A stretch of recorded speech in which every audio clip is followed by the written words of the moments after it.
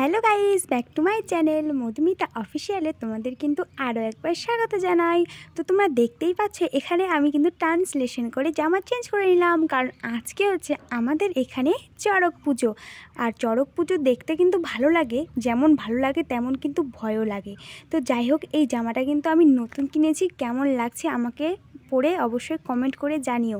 আর আমি সেরকম মেকআপ করতে একদম পছন্দ করি না, জাস্ট একটু আইলাইনার পরলে পরি, নাহলে কাজল আর লিপস্টিক, এটাই হচ্ছে আমার মেকআপ। তাছাড়া আমি কোনো কিছু কিন্তু এখনও সেরকম ব্যবহার করি না, ভবিষ্যতে করতে পারি।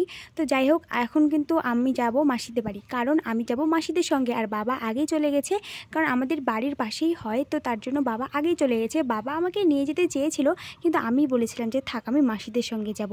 আর মা কিন্তু যাবে না, কারণ মা অত মেলা বাজার পছন্দ করে না। আর এখানে আমাকে 100 টাকা দিয়ে দিয়েছে মা। আর এই ঠাকুরটাই হচ্ছে মেন, এখানে পুজো হয়।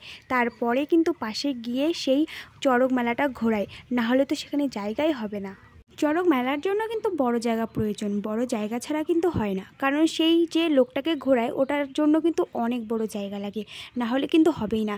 এখানে জায়গাটা আর কি ঘোরানোর জন্য ঠিক আছে, কিন্তু জায়গাটা ছোট হলেও মেলাটা যে এত বড় লাগে বলার মতন না।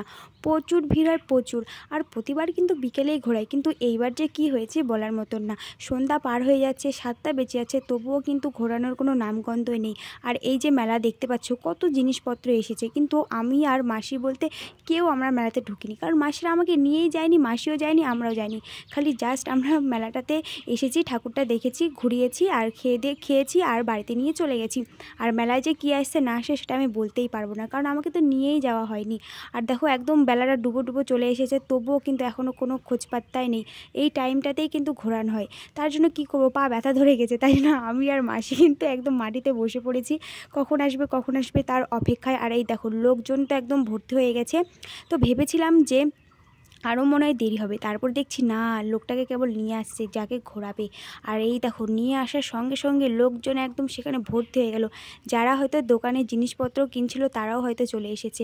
এই দেখো কি সুন্দর ঘোরাচ্ছে, আমার কিন্তু এটা দেখতে ভীষণ ভয় লাগে, ভীষণ। এখন হয়তো মোবাইলে দেখছি তাই অতটা ভয় লাগছে না, সামনাসামনি কিন্তু দারুণ ভয় লাগে। যখন জোরে ঘোরায় আর আমাদের ওপর দিয়ে যায়, তখন তো আরও ভয় লাগে, আরও। ছোটোতেই আমি শুনেছিলাম যে বাচ্চাদেরকে ঘোরালে নাকি বলে ভালো, কিন্তু এখন তো আর দেখাই যায় না। আমি ছোটোতে কিন্তু একবার উঠেছিলাম, কারণ আমাদের আরেক জায়গায় হয়, সেখানে বাবা মা সবাই গিয়েছিল, তখন আমি ছোটো ছিলাম, তখন কিন্তু আমাকে উঠিয়েছিল, এটা কিন্তু আমার মনে আছে। পরে তো চড়ক ঘোরানো শেষ, আর লোকজন দেখো একদম পিঁপড়ার মতন একদম সবাই ভেঙে পড়ে লেগেছে যে কে কখন বাড়ি যাবে। তো সেখানে শুধু আইসক্রিম খেয়েছিলাম, আর বাড়িতে অনেক কিছু নিয়ে এসেছিলাম, ফুচকা, তারপরে এগ রোল, আরও কী কী এনেছিলাম মনে নেই।